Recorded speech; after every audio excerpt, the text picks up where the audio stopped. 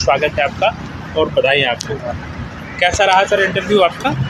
बहुत अच्छा रहा। अच्छा, क्या नाम है, कौन सा माध्यम है आपका, क्या कहना चाहिए? मेरा नाम विपिन देव यादव है जी। और मेरा माध्यम हिंदी है। Hindi medium. Yes. Hindi medium से हैं सर और हिंदी मीडियम से इंटरव्यू दिया है, तो हिंदी मीडियम वालों के लिए खासकर देखने की ज़रूरत है जो आपके बीच में डिमोटिवेशन होता है कि हिंदी मीडियम से सिलेक्शन बहुत कम होते हैं, रेशियो कम होते हैं, लेकिन हम लगातार हिंदी मीडियम के छात्रों से बात भी कर रहे हैं। हाँ सर, तो बताइए इंटरव्यू में सवालात कैसे क्या रहे आपसे? सवाल तो वही मतलब क्या चल रहा है, आपका डेप्थ क्या है, तो उसी आधार पे मतलब कि आपकी थिंकिंग क्या किसी चीज़ को लेके, हाँ। आपका पर्सनालिटी क्या है कि आप यूँ डायरेक्शनल तो नहीं है, तो उस आधार पे एक बैलेंसिंग अप्रोच के साथ इंटरव्यू अच्छा रहा। अच्छा अच्छा, ऑप्शनल क्या है आपका? हिंदी लिटरेचर। हिंदी लिटरेचर है। अच्छा, हिंदी साहित्य आपका ऑप्शनल है। शुरुआत से ही हिंदी साहित्य है कि अभी आपका बदला गया है? नहीं बदला गया, इसके पहले ज्योग्राफी था। ज्योग्राफी था। यस। तो वही चीज़ मैंने पूछा है पहले, क्यों बदला है, क्या ऐसे रीज़न लगे आपको? क्योंकि ज्योग्राफी की सबसे बड़ी पहले समस्या मुझे लगी है कि उसमें हिंदी में कंटेंट नहीं है उतना बेहतर। और दूसरा, यदि आपके पास कंटेंट नहीं है तो और आपका स्कोर भी कम आ रहा है तो ये ज़रूरी है कि समय रहते आप उस ऑप्शनल को चेंज करें और उस वैकल्पिक विषय का चयन करें जिसमें आप सहज हो और जिसमें आपकी सफलता की जो प्रतिशतता है उसमें वृद्धि हो। अच्छा अच्छा अच्छा। अब सर हम करंट इसमें इंटरव्यू में बात करते हैं, सवालात जो रहे करंट अफेयर्स से भी रहे, डेप्थ से भी रहे होंगे, हॉबी से भी रहे होंगे, तो थोड़ा सा बता दीजिए कहाँ से सवाल रहे आपसे? करंट में जो चल रहा है, जैसे वेनेजुएला इशू चल रहा है, डेनमार्क का इशू चल रहा है, हाँ। इंडिया एंड एवरी कंट्री चल रही है। हाँ। तो इस पर एक ओवरऑल कि आपकी थॉट क्या है, हाँ। कि आप कैसे इस चीज़ को टैकल करोगे एज ए ब्यूरोक्रेट, तो उस आधार पर क्वेश्चन रहे। अच्छा अच्छा अच्छा। जो फर्स्ट इंटरव्यू देने वाले हैं, आपका जो दूसरा इंटरव्यू है, उनके लिए क्या कहना चाहेंगे? क्योंकि उनके लिए भी ये रहा कि इंटरव्यू पैनल में पहली बार जाने वाले हैं, मॉक तो दिए होंगे लेकिन रियल इंटरव्यू में जो अंतर देखने को मिलता है बहुत सारे छात्रों का कहना होता है, तो आप उनके लिए क्या कहना चाहेंगे? पहली चीज़ तो कॉन्फिडेंस रखना है। जी जी। कि ये आपके पर्सनालिटी का टेस्ट है कि आप किसी विषय को किस रूप में देखते हो। तो सबसे ज़रूरी चीज़ है आपको आत्मविश्वास बनाए रखना है और स्वयं पर फोकस करते हुए कि हमें अपने पर्सनालिटी को अच्छे से प्रेजेंट करना है और किसी भी चीज़ में डिमोटिवेट नहीं होना है। आप जाओगे, आपको एक अच्छा माहौल मिलेगा और आप अपना बेस्ट करोगे, यही सब। अच्छा अच्छा।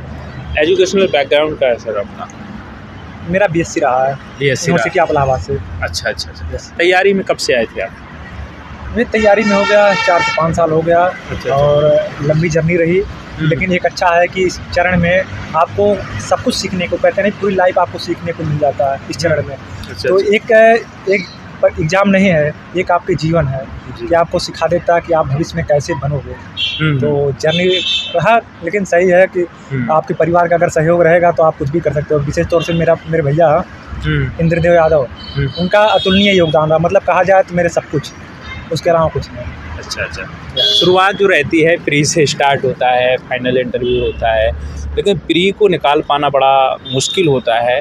क्या कहना चाहेंगे ये पड़ाव, इसके बारे में बहुत सारे छात्रों का पूछना भी रहता है कि इसके लिए खासकर कैसे निकालें, क्या रणनीति नहीं आती? क्योंकि मेरा प्रीलिम्स में स्कोर 130 प्लस था इस बार, तो मैंने IFS भी दिया था। तो सबसे ज़रूरी है कि आप PYQ, क्योंकि आप जब आयोग की मेंटलिटी के हिसाब से चलोगे तो आपको क्वेश्चन उसी हिसाब से करना है। क्योंकि 100 क्वेश्चन में आपको ये नहीं कि आपको सब आता है, लेकिन यदि आपकी आयोग की मेंटलिटी को समझोगे, आयोग के वर्ड को समझोगे, तो आपको पता लगेगा गलत कहाँ हो रहा है, सही कहाँ हो रहा है। तो सबसे ज़रूरी आप PYQ पे अगर रिलाई कर रहे हो तो आपकी सफलता के चांस बहुत ज़्यादा बढ़ जाएंगे। अच्छा। क्योंकि किसी भी आयोग का, किसी भी व्यक्ति का जो पर्सनालिटी होता है उसके शब्द होते हैं कि किस तरह से वो कम्युनिकेट कर रहा है। तो आयोग की अगर PYQ आप करोगे तो सबसे बेस्ट चीज़, उसके अलावा कुछ नहीं। अच्छा, कितने सालों के PYQ जरूरी है?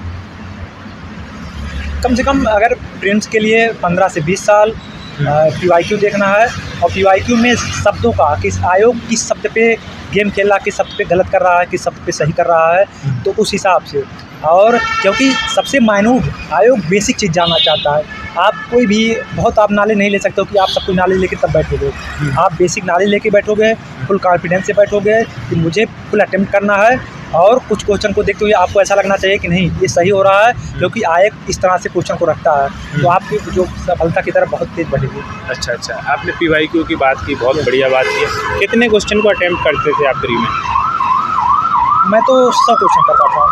100 क्वेश्चन, हाँ पूरे? हाँ, क्योंकि मुझे ऐसा लगता था कि कोई भी क्वेश्चन हो, पिछली बार 99, इस बार 100, तो मुझे लगता है कि कोई भी क्वेश्चन रहे, हाँ, ऐसा कोई क्वेश्चन नहीं होगा जहाँ सुना नहीं रहूँगा, और जहाँ सुना नहीं रहूँगा वहाँ कम से कम मैं पीवाईक्यू के उस जो माइंडसेट है उसको कहीं ना कहीं लगाऊंगा। क्योंकि आपके जो 1/3 यानी आप 4 क्वेश्चन करोगे तब आके एक क्वेश्चन अगर सही भी हो जाएगा तब भी आपको कोई इम्पैक्ट नहीं पड़ेगा। तो सबसे बड़ी चीज़, आप साहस के साथ परीक्षा दो। आपको ये नहीं देखना है कि मेरा सही हो रहा गलत हो रहा है, आप बेस्ट अपना करो कॉन्फिडेंस के साथ। गलत होगा, सही होगा, लेकिन मुझे बेस्ट अपना प्रेजेंट करना है। अच्छा, ये आत्मविश्वास आपने पीवाईक्यू की प्रैक्टिस, पढ़ने की प्रैक्टिस, तो ये सारी चीज़ें आप 99 पिछली बार किए थे, इस बार 100 किए थे आपने।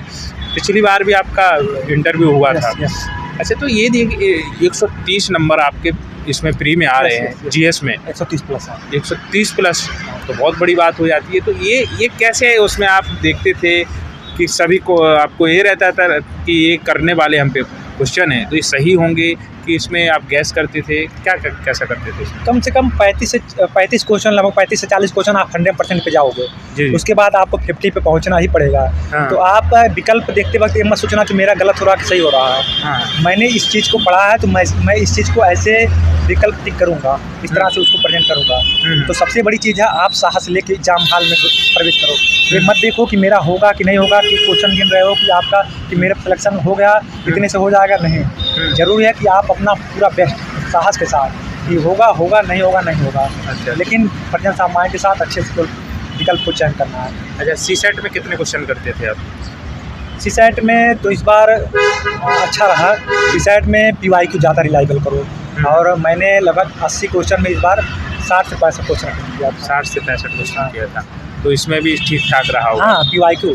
और सबसे ज़रूरी है आप कंपैरिजन की पीवाईक्यू, किसी भी चीज़ का कंपैरिजन मत करना पीवाईक्यू। हाँ। क्योंकि आयोग किस कंपैरिजन को किस माइंडसेट के साथ गलत करता है, सही करता है, वो रियलिस्टिक चाहता है कि आइडियलिज्म ऑप्शन चाहता है, या आपको पीवाईक्यू से। क्योंकि आपके लिए हो सकता है कि आपको सब ऑप्शन सही लगे, कुछ भी सही लगे, लेकिन आयोग क्या चाहता है कि आप कैसे व्यक्तित्व हो, आदर्शवाद या यथार्थवाद। तो उस हिसाब से पीवाईक्यू बेस्ट है। अच्छा, ये तो आपके पीवाईक्यू के बारे में हो गया। Yes. मेंस के लिए क्या कर रहे थे आप? मेंस के शुरुआत से ही आंसर राइटिंग की थी कि प्री के बाद की थी आपने आंसर राइटिंग? मैंने कंटेंट पे पहले काम किया कि टॉपिक वाइज, और उसके बाद मैंने पीवाईक्यू पिछले 12 सालों के मैंने यूपीएससी के पीवाईक्यू को लगाया। और किसी भी क्वेश्चन को लगाने का मैं सोचता था इसमें डायमेंशन क्या क्या होंगे, कि आप 20 क्वेश्चन बेस्ट नहीं कर सकते हो, लेकिन यदि आयोग की जो डिमांड है अगर उसको फुलफिल कर रहे हो तो आपको बेस्ट मार्क्स मिलेगा। क्योंकि पीवाईक्यू आप देखोगे थीम भले चेंज हो रही है कि कुछ आ जा रहा है, लेकिन उसके पूछने का जो तरीका है वो सेम है। अच्छा, कि आप पीवाईक्यू पे रिलाई करो और क्या चल रहा है देश दुनिया में, और उसके साथ स्वयं के जो व्यवहारिक नॉलेज है उसको उपयोग करो। अच्छा। हाँ। अच्छा, ये बताइए कि ये ऑप्शनल आपका हिंदी साहित्य है, तो हिंदी साहित्य के लिए कैसे तैयारी की है? कोचिंग या सेल्फ कर रहे थे? नहीं, मैंने जैसा कि हिंदी लिटरेचर में कंटेंट एक ही कोचिंग की है, बेस्ट तरीके से रखी गई है, तो मैंने उस कोचिंग के नोट्स को बेहतर तरीके से पढ़ा, उनको समझा और उस पर पीवाईक्यू लगाया, इसके अलावा और कुछ नहीं। अच्छा, नोट्स से ही सब कुछ हो गया था ऑप्शनल के लिए, कि अलग से भी कुछ ऐड ऑन किया? उनके नोट्स हैं, उनकी बुकें हैं। हाँ। तो दोनों को मर्ज करके पीवाईक्यू के साथ, क्योंकि ऑप्शनल पीवाईक्यू और उसको आप कैसे करंट के साथ जोड़ पा रहे हो, कि आपका कोई भी क्वेश्चन है उसको आप करंट से, हर क्वेश्चन ऐसा कोई नहीं जिसको आप करंट से ना रिलेट कर सकते हो ऑप्शनल का। तो आप कैसे एक बेहतर इंसान हो, कैसे आप करंट की चीज़ों को आप अपने ऑप्शनल के साथ कलेक्ट कर रहे हो, सबसे बड़ी चीज़ ये है। अच्छा, फाउंडेशन के लिए भी आपने कोचिंग की हेल्प ली कि खुद ही किया फाउंडेशन? नहीं, थोड़ा मोड़ा इधर उधर देखा था। हाँ। परंतु अंत में यही लगा कि जितने दिन आप फाउंडेशन पे लगाओगे, 2-3 साल मान लीजिए आपने लगाया, तब तक 2-3 साल में आपका जो आपने करंट पढ़ा वो स्टैटिक हो गया।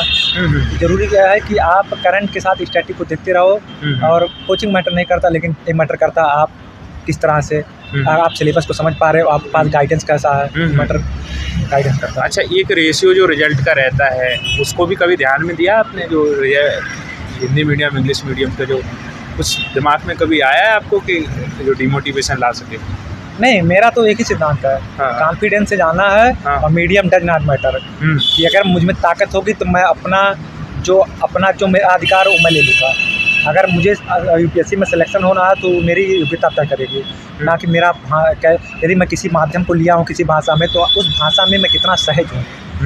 तो मीडियम मैटर नहीं करता, कौन क्या कहता मैटर नहीं करता, मैटर करता है कि आप क्या हो, तो मैं खुद पे विश्वास करता हूँ सबसे ज़्यादा। अच्छा अच्छा, ऐसे और एथिक्स के लिए बताएंगे क्या क्या रणनीति रही आपकी? हाँ, ऐसे के लिए तो ज़रूरी है कि आप जब भी लिखो आप व्यवहारिक ऐसे लिखो, आपको फिलासफिकल ऐसे नहीं लिखना है कि आप बहुत दर्शन लिख रहे हो, क्योंकि ज़रूरी है कि आप किसी ऐसे को जो डायमेंशनल है उसके डायमेंशन ग्राउंड लेवल पे ज़्यादा होते हैं, कि ग्राउंड की जो समस्या है वो कहीं ना कहीं उस कोर्स से रिलेट होती है। तो आप कैसे विभिन्न डायमेंशन में उस क्वेश्चन को व्यवहारिक धरातल पे कैसे आप रख रहे हो। और इथिक्स में ज़रूरी है कि आप किस तरह से टेकल कर रहे हो। जैसे आपको जब भी इथिक्स का केस स्टडी या उसका क्वेश्चन को आपको टेकल करना है तो ज़रूरी है आप कॉन्स्टिट्यूशन को प्रियॉरिटी दोगे। पहला आप जब भी किसी डिसीजन लोगे तो आपको कॉन्स्टिट्यूशन का एक बेस देना पड़ेगा, मैं कि संविधान के इन प्रावधानों के अनुसार मैंने निर्णय लिया। दूसरा आप किसी विधान का दोगे कि ये कानून में ये चीज़ लिखा गया है। तीसरा आप सुप्रीम कोर्ट के किसी जजमेंट का कि इस जजमेंट में आश्रय का अधिकार कहा गया है तो आप बुलडोजर नहीं चला सकते हो। और चौथी चीज़ है कि आप फिर उसके बाद आप फिलासफी लोगे तो आपके लिए कॉन्स्टिट्यूशनल परफेक्ट है और उसके अलावा फिर बाद में। अच्छा अच्छा अच्छा, अब इसके बाद बात ये आती है हिंदी मीडियम से हम तैयारी कर रहे हैं, बहुत सारे छात्रों ने ये भी सवाल किए कौन कौन सी समस्याओं को थोड़ी बहुत देखना पड़ता है, जेन्युइन तरीके से जो बताना चाहें आप कि कोई कोई कठिनाइयाँ होती हैं हिंदी मीडियम में, कौन से पॉइंट से लेके? नहीं, पहले कठिनाइयाँ होती हैं कि लोगों को एक भ्रम होता है कि इंग्लिश हिंदी कि मैं हिंदी में पढ़ रहा हूँ होगा कि नहीं होगा। दूसरी चीज़ हिंदी में कंटेंट को लेकर है, परंतु वर्तमान में अब ट्रांसलेटर का युग है और कंटेंट भी उपलब्ध है मार्केट में। तो आपको भाषा के साथ सहज होकर स्वयं पर विश्वास करके केवल प्रेजेंट करना होगा। आप माध्यम मत देखिए, आप जिसमें सहज हो, आप जिसमें बेहतर अपने आप को प्रेजेंट कर सको आप वही दो। अच्छा अच्छा अच्छा, आंसर राइटिंग में कौन कौन सी टिप्स का आप बताना चाहेंगे जो आप यूज करते थे, जो ये कंटेंट को ध्यान में रखते थे, क्या क्या याद करना चाहिए छात्रों के लिए? मैं PYQ के क्वेश्चन को ही लेता था, उस पर ब्रेन स्टॉर्मिंग करता था कि इस क्वेश्चन पे किससे डायमेंशन खुल सकते हैं, किस तरह के डायमेंशन। तो मेरा मेन चीज़ वही रहा है। और इंट्रो कंक्लूजन आप कैसे किसी चीज़ को रिलेट कर रहे हो, जैसे मान लीजिए आया खनन आपदा, तो आप कैसे इंट्रो में चासनाला से उसको इंटरलिंक कर सकते हो। मतलब किसी भी घटनाओं को आप करंट से कैसे इंट्रो में कर सकते हो कि आपने उस चीज़ को समझा है। और उसके बाद तो आप किसी भी क्वेश्चन की कीवर्ड को पकड़िए, उसको तोड़ते हुए चले जाइए, आपका आंसर कंप्लीट हो जाएगा। अच्छा अच्छा अच्छा, अब प्री के लिए कब से हमें पूरे डेडिकेटेड हो जाना चाहिए, क्योंकि अब प्री भी आ गया है, कब से मेंस की आंसर राइटिंग बंद करनी चाहिए?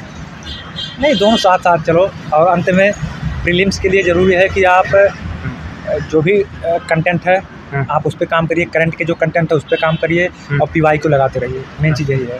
अच्छा अच्छा अच्छा, मैसेज दे दीजिए, अंतिम मैसेज क्या देना चाहेंगे सभी छात्रों के लिए? यही है कि आप आत्मविश्वास के साथ, साहस के साथ अगर फील्ड में उतरे हो तो अच्छे से करो। और एक क्या हो रहा है, कैसा आयोग कर रहा है, इस पर नहीं जानना है। समावेशी आयोग निष्पक्ष है। आप केवल स्वयं पर विश्वास करो, स्वयं पर प्रेजेंट करो और स्वयं पर वर्क करो, यही सफलता का मूल। ठीक है, ऑल द बेस्ट।